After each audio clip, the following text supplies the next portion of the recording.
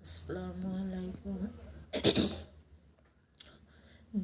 নমস্কাৰ জনাই ৰোজা সপোন ভাঙি কয়, হাই হাই সপোন ভাঙি কয়, ইছুবৰে কথা শুনি আচৰিতে হয়, হাই আচৰিতে হয়।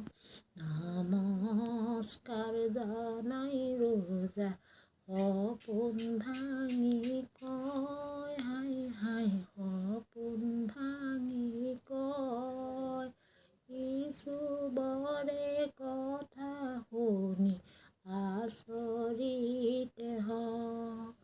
8 বছৰ